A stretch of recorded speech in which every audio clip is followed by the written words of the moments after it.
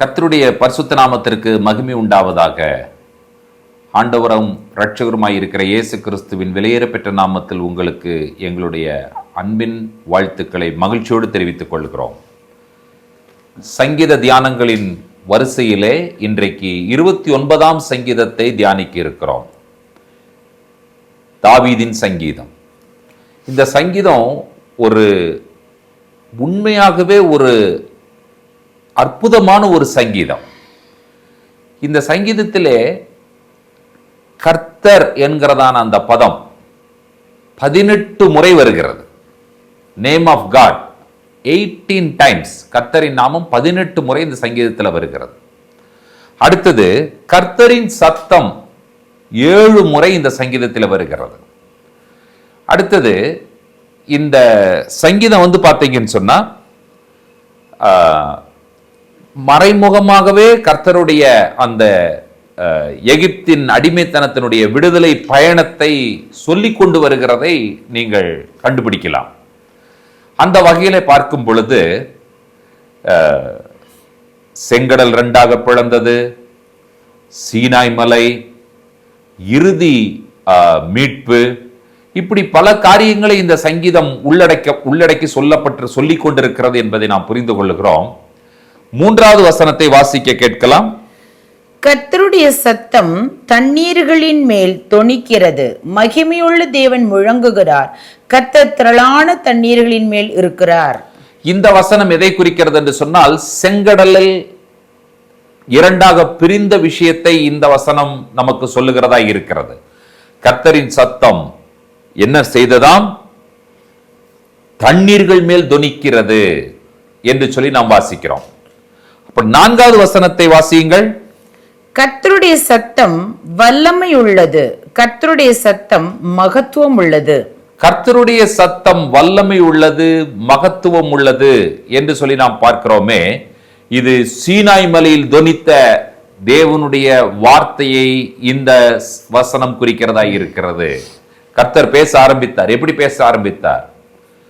அனோக்கி Jehovah எலோஹேக்கா, I am the Lord your God.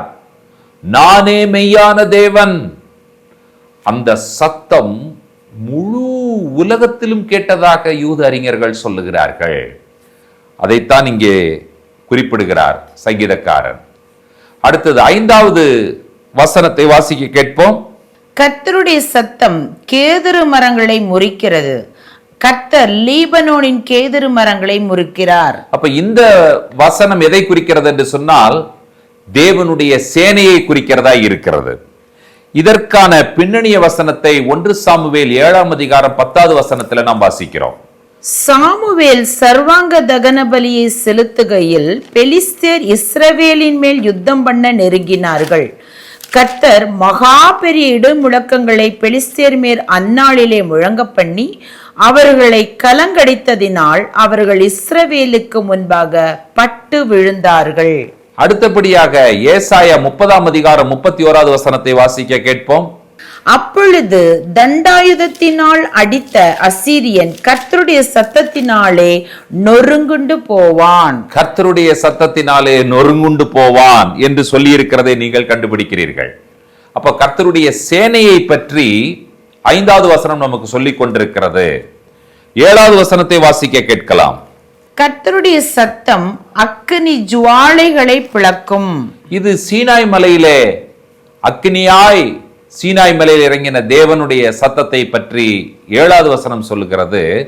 8வது வசனம், கர்த்தருடைய சத்தம் வனாந்தரத்தை அதிர பண்ணும், கர்த்தர் காதேஸ் வனாந்தரத்தை அதிர பண்ணுகிறார். சீனாய் வனாந்தரத்திலே கர்த்தருடைய சத்தத்தை பற்றியதான காரியங்களை குறித்து இந்த வசனம் சொல்லிக் கொண்டிருக்கிறதை நீங்கள் பார்க்கிறீர்கள். காதேஷ் என்று சொல்லுவது கடோஷ், ஹோலி என்கிறதான வார்த்தையை குறிக்கிறதா இருக்கிறது. வனாந்தரத்திலே எல்லாரும் கர்த்தருடைய வார்த்தையின் மூலமாக, தோராவை பெற்றுக்கொண்டதன் மூலமாக பரிசுத்தமானார்கள். கர்த்தருடைய சத்தம் அவர்களை பரிசுத்தமாக்கினது. நீங்களும் நானும் கர்த்தருடைய சத்தத்தை கேட்கும் பொழுது என்னவெல்லாம் செய்யும்? நம்முடைய வாழ்க்கையில செங்கடல் போன்று இருக்கிறதான காரியங்களை கர்த்தருடைய சத்தம் 2ஆக பிளந்து நமக்கு வழியை ஏற்படுத்தி கொடுக்கும். கர்த்தருடைய சத்தம் நமக்கு விரோதமாய் வருகிற போராட்டங்கள், பிரச்சனைகளை முறியடித்து நமக்கு வெற்றியும் ஜெயத்தையும் கொடுக்கும். கர்த்தருடைய சத்தம் அவருடைய வார்த்தையை நமக்கு கொண்டு வந்து சேர்க்கக்கூடிய சத்தமாய் இருக்கிறது. கர்த்தருடைய சத்தம் அக்கினி ஜுவாலை, அது நம்மை சுத்திகரிக்கக்கூடிய சத்தமாய் இருக்கிறது. பிரியமான தேவனுடைய பிள்ளைகளே, இந்த சத்தத்தை நாம் பெற்றுக்கொள்ளும் பொழுது, இந்த சத்தத்தை நாம் கேட்க முற்படும் பொழுது, நீங்களும் நானும் விடுதலையாகிறோம், சுத்திகரிக்கப்படுகிறோம், ஜெயம் பெறுகிறோம், பரிசுத்தமாகிறோம், அவருடைய பிள்ளைகளாக நீங்களும் நானும் மாறுகிறோம். இப்பொழுது 10வது வசனத்தை வாசியுங்கள். கர்த்தர் ஜலப்பிரவாகத்தின் மேல் உட்கார்ந்திருக்கிறார். கர்த்தர் என்றென்றைக்கும் ராஜாவாக வீற்றிருக்கிறார். This verse gives you the idea of the arrival of the Messiah. மேசியாவினுடைய வருகையை பற்றி சொல்லக்கூடிய வசனமாய் இந்த வசனம் இருக்கிறது என்பதை நாம் அறிந்திருக்கிறோம். இப்பொழுது கடைசியாக மேசியா வந்தால் என்ன நடக்கும் என்பதை 11வது வசனத்தில் சொல்லி முடிக்கிறார். கர்த்தர் தமது ஜனத்திற்கு பலன் கொடுப்பார். கர்த்தர் தமது ஜனத்திற்கு சமாதானம் அருளி அவர்களை ஆசீர்வதிப்பார்.